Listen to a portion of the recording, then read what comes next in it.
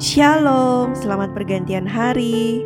Marilah kita memulai hari yang baru ini dengan merenungkan firman Tuhan. Renungan kita pada petang hari ini berjudul Mengapa Saya Tersesat? Biasanya orang tersesat karena tidak tahu ataupun tidak hafal jalan ke tempat yang akan dituju. Oleh karena itu, jika kita tidak ingin tersesat, biasanya kita membutuhkan petunjuk. Apa saja petunjuknya? Bisa menggunakan peta ataupun GPS, ataupun kita bertanya kepada orang yang tepat. Tetapi pertanyaannya, apakah kita bisa tersesat secara rohani? Ya, tentu saja kita bisa tersesat jika kita tidak tahu jalan yang benar.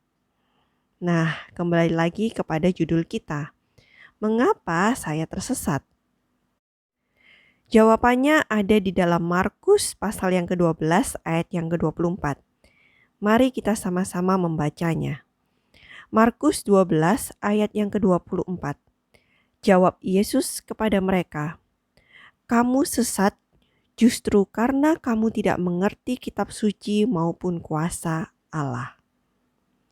Jadi artinya kita tersesat karena kita tidak mengerti atau tidak memahami kitab suci ataupun kuasa Allah.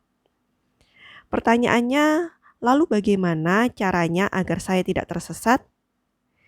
Nah, mari kita sama-sama membacanya di dalam 1 Timotius 4 ayat yang ke-13 yang berbunyi demikian. Sementara itu, sampai aku datang, bertekunlah dalam membaca kitab-kitab suci. Saya ingin menggarisbawahi kata-kata bertekunlah. Artinya kita diminta untuk bertekun dalam membaca Alkitab. Apakah hanya membaca Alkitab? Tentu saja kita bukan hanya membaca, tetapi seperti yang dituliskan di dalam Kisah Para Rasul pasal yang ke-17, ayat yang ke-11 dikatakan bahwa orang-orang Yahudi di kota itu lebih baik hatinya daripada orang-orang Yahudi di Tesalonika. Karena mereka menerima firman itu dengan segala kerelaan hati dan setiap hari mereka menyelidiki kitab suci untuk mengetahui apakah semuanya itu benar demikian. Jadi dari sini kita belajar, kita harus bertekun di dalam membaca dan menyelidiki kitab suci.